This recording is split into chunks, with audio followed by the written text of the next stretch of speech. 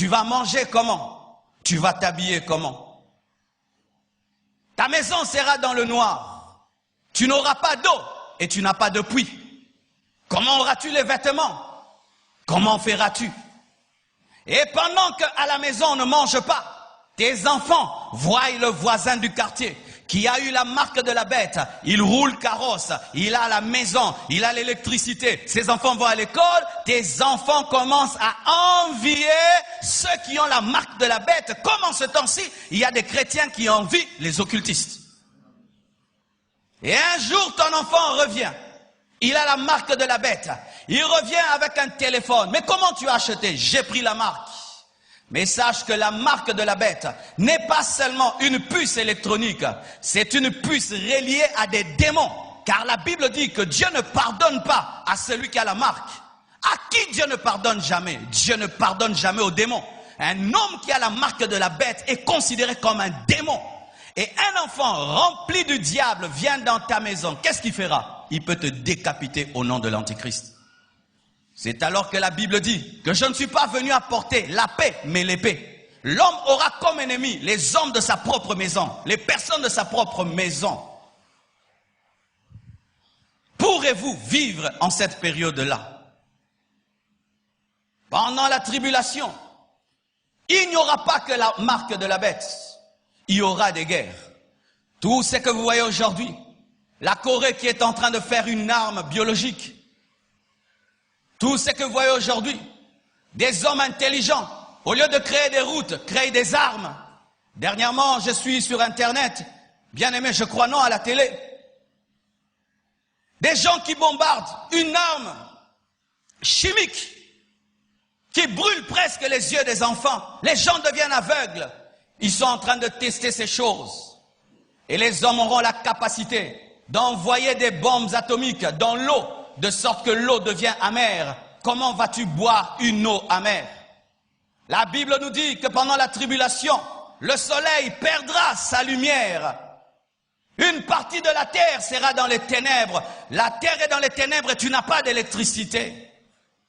La Bible nous dit que dans la tribulation, des scorpions mordront les hommes, des épidémies, où tu es malade, agonisant pendant 5 mois. Et tu demandes la mort fuit loin de toi. 5 mois d'agonie, rien qu'une malaria d'1 mois, voilà comment nous tremblons. Mais 5 mois de maladie, mais tu cherches la mort et la mort fuit loin de toi. Même si on te tue, tu ne meurs pas pendant 5 mois. Pourriez-vous vivre cela? La Bible nous présente que l'iniquité va croître, que c'est terrible, frère. Pour ma part, logiquement, si Jésus-Christ revient, et je rate l'enlèvement, mais je me répands, et puis je commence à craindre Dieu, jusqu'à ce que les 7 ans soient passés, et que le millénium arrive. Mais la Bible nous dit que pendant la tribulation, le péché va grandir, de sorte que Golgotha sera appelé Sodome et Gomorrhe. Le lieu où Jésus est mort sera appelé Sodome et Gomorrhe. Le péché va grandir. Chers parents, vous voulez que vos enfants puissent vivre dans un cadre adéquat. Ne ratez pas l'enlèvement, parce que si Jésus s'en va, l'Église, plutôt si l'Église s'en va, le diable aura la permission de répandre ses démons comme jamais. Le monde deviendra une loge, car tous les hommes adoreront le dragon et la bête. Nous fuyons, je ne peux pas entrer dans la rose croix. Le monde entier deviendra une loge, car les hommes seront clairement des adorateurs du diable.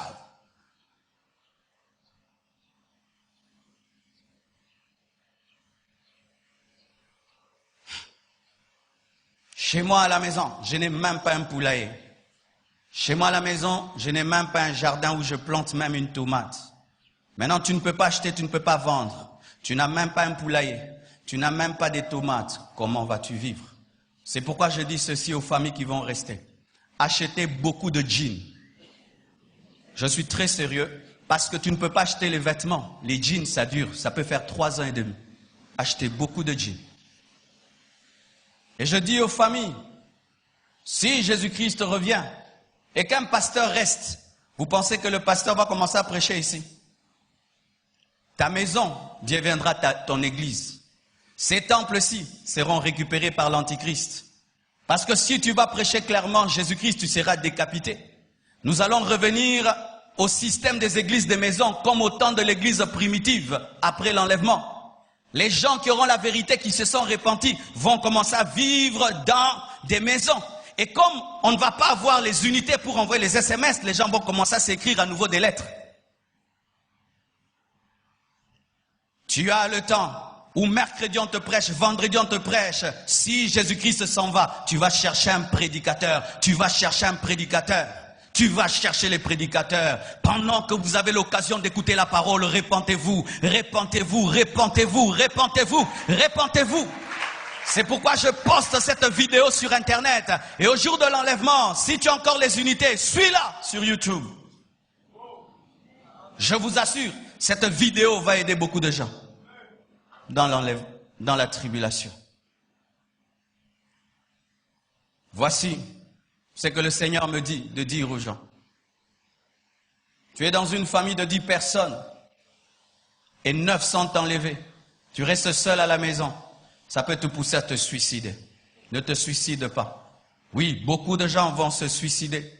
Tu fais 3 ans et demi, papa est parti, maman est partie et tu sais qu'ils sont au ciel. Mais toi tu as raté parce que tu refusais de pratiquer la parole. On te disait tous les jours, donne ta vie à Jésus. Répands-toi, répands-toi. Ah, ça ce sont vos trucs, hein. Ça ce sont vos trucs. Et tu te rends compte, maman avait raison, papa avait raison, mes frères avaient raison. Il y a des gens qui risquent de se tuer. Ne te suicide pas, mais arme-toi de la pensée de souffrir pour Jésus et accepte d'être décapité au lieu d'avoir la marque de la bête. Alléluia. Alléluia. Si t'arrivais de rester, dis la vérité pourquoi tu es resté.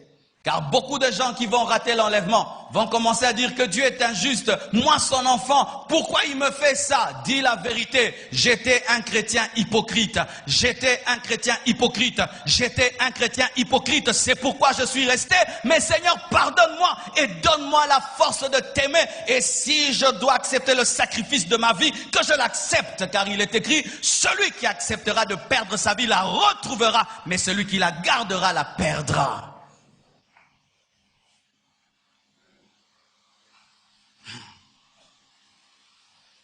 À présent, à vous qui marchez avec Dieu, à vous qui craignez Dieu, pourquoi avez-vous ce comportement et cette attitude envers les frères de vos familles? Vous venez vous écouter une telle parole à l'église et lorsque vous rentrez, vous continuez à vivre comme si vous n'avez rien entendu. Vos frères sont en danger, vos sœurs sont en danger. Cherchez à être des Noé. Noé, quand il a la révélation du déluge, il se bat pour que les gens entrent dans l'arche. Et quand tu as la révélation de l'enlèvement et des choses qui vont arriver, tu te bats à ce que tes frères puissent croire en Jésus. Tu ne passes pas ton temps à les insulter, tu ne passes pas ton temps à les accuser, tu ne passes pas ton temps à dire qu'ils sont des démons, mais tu travailles à faire qu'ils puissent croire en Jésus-Christ comme toi pour que tu puisses les retrouver. Chers parents, est-ce que tes enfants seront enlevés? Cher mari, est-ce que ta femme sera enlevée? Tu te donnes à être très spirituel et tu laisses ta femme être charnelle. Tu te donnes à être spirituel, tu laisses tes enfants devant la télévision. Tu te donnes à être spirituel, tu offres tout ce qu'il faut à tes enfants, mais tu ne leur donnes pas Jésus. Tu leur donnes pas Jésus. Tu leur donnes pas Jésus. Si nous pouvions nous battre comme nous nous battons là, à aider nos frères et sœurs à avoir ceci et cela, mais nous battre pour les amener à se convertir. Tu peux leur envoyer toutes sortes de choses sur Internet, mais tu n'envoies pas des prédications, tu n'envoies pas des messages. Commencez à envoyer à vos frères des messages, à vos frères inconvertis des messages sur WhatsApp, sur Facebook. Remplissez leur boîte avec des vidéos et des prédications. S'ils ne croient pas en toi, une prédication, une vidéo peut changer sa vie.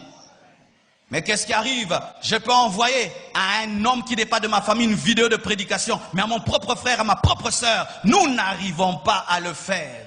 Nous sauvons les autres, sauf les membres de nos familles. Très à l'aise à prêcher aux autres, mais pas aux membres de nos familles. Très à l'aise à envoyer des vidéos de conversion, de prédication aux autres, mais pas aux membres de nos familles.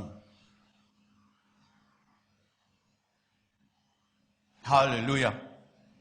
Alléluia. Voici mes frères et sœurs. J'ai compris ceci, que souvent nos églises sont comme des mauvaises écoles. Vous savez, dans une école moins sérieuse, le promoteur se contente d'avoir une foule, même s'il sait que cette foule ne va pas avoir l'examen d'État. Mais dans une école sérieuse, ce n'est pas la foule qui compte, mais c'est le nombre des personnes qui ont le diplôme pour faire 100%. Et dans une église, lorsqu'on est nombreux comme ça, et qu'on ne suit pas votre spiritualité, on est comme une école qui aime brandir, nous sommes autant d'élèves, mais après c'est le néant. Mais vaut mieux une petite école de 10 personnes, mais qui aura 100%, qu'une grande école de 1000 personnes qui aura néant. C'est pourquoi mes frères, si les hommes de ce monde sont intelligents, en matière d'éducation, à l'université, qu'est-ce qui se passe? On donne un examen et le professeur sait que l'examen était tellement haut et il connaît le niveau intellectuel de ses étudiants. Il dit qu'il y aura une deuxième session et pendant la deuxième session, il prépare un examen pour les aider à comprendre ce qu'ils n'ont pas compris. Et Dieu aussi. Il dit qu'il y aura l'enlèvement. Mais après l'enlèvement, ceux qui vont rester, s'ils gardent la foi et se répandent et refusent la marque de la bête et acceptent même de mourir, ils vont ressusciter pour entrer dans le millénium. Nous, l'Église, nous prêchons quoi? L'enlèvement et nous prêchons le millénium, mais nous ne prêchons jamais la période de 7 ans. Alors que pendant la période de 7 ans, la Bible dit qu'il y aura un peuple tellement nombreux qu'on ne peut les compter. Qu'est-ce que je veux dire? Nous ne devons pas faire semblant. Nous savons que dans nos familles, sur 10 personnes, il y a peut-être 3 qui seront enlevées, n'est-ce pas? Mais alors, ces personnes qui ne seront pas enlevées, qui resteront, qu'est-ce que la Bible leur dit? La Bible leur dit de croire en Jésus-Christ, de tenir ferme et ne pas avoir la marque de la bête. Allez leur dire cela. Si tu refuses de croire en Jésus-Christ et moi je m'en vais, voici ce qui va t'arriver. Alors quand tu verras ces choses et que tu croiras et que tu sauras que je ne mentais pas, voici ce que tu dois faire. Fais de ton mieux pendant 7 ans de garder la foi. Et j'aimerais vous dire, ce n'est pas que je suis venu vous faire peur. Je suis venu vous dire la vérité, car beaucoup entre nous, nous venons à l'église le dimanche. Mais tu vois, tu as un copain, tu t'enivres, tu me voles, tu triches, tu trompes, mais tu viens à l'église. Alors, nous avons des gens qui viennent à l'église, mais qui ne se préparent pas à l'enlèvement. Alors, comme ils ne se préparent pas à l'enlèvement, disons-leur la vérité, vous allez rester, mais faites attention, ne prenez pas la marque de la bête, répentez-vous. Non, comment le pasteur peut nous dire ça? Mais quand je regarde vos vies, samedi vous êtes dans les boîtes. Vous êtes dans le péché, même si vous priez. Vous trichez à l'école, vous volez au travail. Vous avez des ennemis, vous avez des rancunes. La sanctification n'est pas votre priorité, mais c'est la bénédiction que vous voulez. Alors lorsque un pasteur voit cela, alors il peut comprendre que ces gens ne vont pas partir. Alors ils ont besoin de voir pour croire. Alors vous verrez. Alors vous verrez. Vous verrez. Vous verrez. Oui, j'aimerais te parler. Lorsque tu viens à l'église, on parle de l'enlèvement, tu nous méprises. Tu es comme les gens du temps de l'autre qui le méprisaient. Mais ils disent toujours ça. Le jour que ça s'accomplit, alors tu croiras. Alors voici ce que tu feras. Pendant 3 ans et demi, cultive des pommes de terre. Achète-toi des jeans. Cache-toi très bien dans ta maison. Prends la Bible, commence à la lire comme jamais. Deviens le prophète du millénium. Dis maintenant aux gens.